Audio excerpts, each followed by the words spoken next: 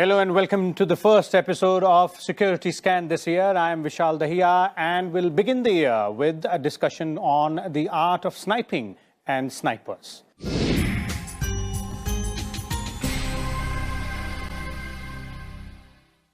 The snipers are highly trained soldiers who conduct sniper operations to kill high-value targets to demoralize rival troops.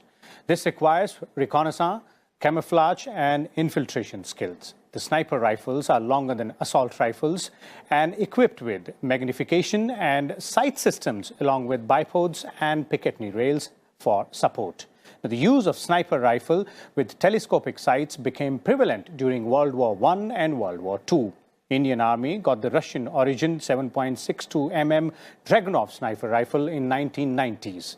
First produced in 1963, these rifles have an effective kill range of 800 meters. In February 2018, the Defense Acquisition Council, that is the DAC, approved the procurement of 5,719 sniper rifles and ammunitions for Indian Army and Indian Air Force at an estimated cost of 982 crores. So for more on this, we have with us a distinguished panel of guests today. Let me start by introducing them to you, beginning with retired Lieutenant General Vinod Bhatia, former Director General of Military Operations.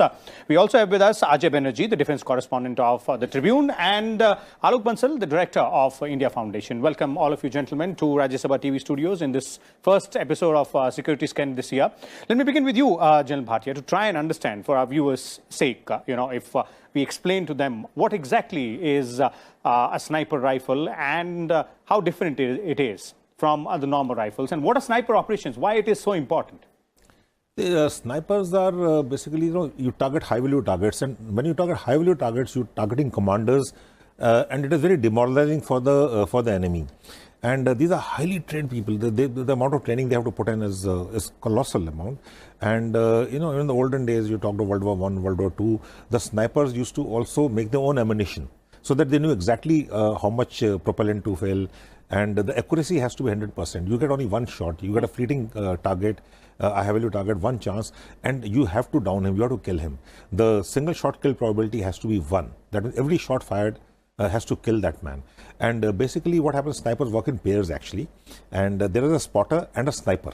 The spotter is the one who spots, because the field of view of the sniper is so little that he needs a spotter. The spotter is the one who's looking around through various other means of this thing, whether it is night sights, HHTIs or daytime binoculars and all. And he is the one who spots. Once he spots, he discerns the range, he discerns the wind speed, location of the target, and now we have a lot of technology in it actually. And we got enclosed sights and other things, especially with the special forces and all. And he tells thereafter he homes on the sniper onto the target, and the sniper then shoots and kills the target. So these are very highly trained people, and they are in it day in and day out, and they are very effective also, especially in our context, especially in the line of control. Let's say we have in 21st we lost 2 GSOs to sniper fires of the Pakistanis. The Pakistanis also, when they're desperate, they use sniper fire, and we also do that. It's not that we retaliate, but we never initiate. That's the difference between the two. And on the LC, I think sniper is what puts the fear of God and death into the mind of the enemy, into the rival troops, and demoralization is what the crux is. And raises the costs. Because when the snipers are there, then you can't move out for administrative duties. You can't expose yourself for anything longer than a second or two. So you have to remain within your bunkers, and you only move at night. And then they have night sights also. So it imposes a great cost. Okay, Mr. Bansal, to take it from here, where General Bhatia left, the art of sniping has evolved, as you were saying that technology has evolved as well, and specifically in Indian context as well. How would you put this entire situation in perspective? See, as General Bhatia said, in the olden days, the technology had not advanced. So you had to estimate how much is the wind. You had to put the propellant, how far would it go, what would be the trajectory. All these used to be worked out. Now what has happened is, I think today, I don't think so any sniper puts his own propellant. Also, we have technology to establish how much is the wind speed, what is the direction, because the trajectory of the bullet from the time it leaves the weapon to it reaches the target actually depends on a lot of factors, environmental factors. So now today we have technology to counter that. Now, as General Bhatia said, the sniping is a game changer in critical situations where you have long wait where you are actually face to face or in close proximity of the enemy over a prolonged period, and you really don't know when something would happen. So in that sort of a scenario, as he said, we have seen Pakistan kill our JCOs recently, and there a good sniper, a good sniping can actually demoralize the enemy to a very, very great extent. And during the Sri Lanka operations, LTT used sniping at a number of times actually, and we did suffer casualties in the initial phase of the IPKF when got after. So a good sniping weapon actually gives you that edge, especially in a context like ours, where you have to remain in LC. You'll remain in LC for years at a stretch. You would have an enemy which has no limits as far as stooping low is concerned. Okay. It could indulge in all sorts of barbaric activities or something, and to counter this sort of an enemy you have.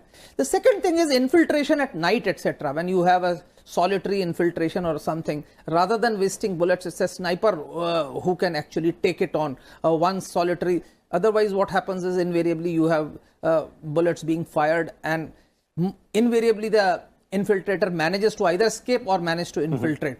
So I think in those sort of scenarios also, I feel these sniping weapons would be very great. Till now, of course, we have a 63 vintage weapon, which is undoubtedly... We'll come to that as well, about Dragunov and what are the options we have. But before that, let me bring in Ajay here. Ajay, would you agree with both the gentlemen here that this is a very, highly specialized art, and this is something which has been evolving over the years and is likely to evolve further with, it becoming technology driven? We shall see 2-3 things have happened in the past 6 months where this sniper debate has heated up. Firstly, in the valley, a few of our troops have been sniped at. One of them, I think 2 of them lost their lives in the valley. That means some militant group also has a sniper weapon. That changes the dynamics in the valley, because that militant has the advantage of being hidden among the crowd in the mountains. The army boys are not, or the CRPF boys, Jammu Kashmir boys are not hidden. Point number 2, at the LC, there is frequent sniping now. By frequent, I mean it is above normal. The incidents of sniping on both sides, from India and Pakistan, possibly sniping or use of sniper rifles along the LC will become a new normal along the LC. That is how I see it. If it becomes a new normal, we have to have the latest sniper weapons. You have already told the figures that 5,719 of those sniper rifles we are looking at. And I'm very sure that General Bipin Rawat, the Chief of the Indian Army, is looking at that very intently. Because as I narrate these changing dynamics, these are also present to the mind of the military commanders in the military operations cell and other places in the army, that the sniper weapons could be the new normal along the LC. Away from, as Bansal sir has pointed out, we were wasting bullets. Now probably a sniper, a single shot will do it. So that will change, as I repeat, the dynamics at the LC, Vishal. Okay, single shot, single kill is something which General Bhatia was also pointing out. But coming to the, sniper rifle Indian troops have, the 7.62 mm Dragunov, it is being pointed out, and as Mr. Bansal was also saying that, vintage design, very old. How do you see that particular rifle in terms of its usage for the Indian troops? These are procured by the Indian Army in 1990, 1991, and they've already been in service for now 3 decades. They outlived their utility, they outlived their life. The night sights don't function, we do not have the spare parts for it. There are major issues with this. And we have been floating RFIs, and it's been in the process of procurement, but we have not been able to identify and procure as yet. The DSC is already approved. So hopefully this will come out as early as possible, because we need them, when we need them as of yesterday. And especially, let's say, in the line of control. These are very effective weapons. What it does is unimaginable. It puts down the head of the enemy who cannot maintain his defenses. The visits of the senior commanders cannot take place. Snipers also got standoff. On the LC, we have agreed upon ceasefire, but the ceasefire violations do take place on the Pakistani side, and we retaliate to that. So if they have used snipers, we also use snipers. It's not that we don't use them while retaliating, but these have to be effective. If I do not have the night sights, then I am at a disadvantage. Pakistan definitely has got better sniper rifles than us. They got the HK, which is produced in Pakistan with the Pakistan Ordnance Factory as PS90. So what we need to do is we need to start both the transfer technology and make in India.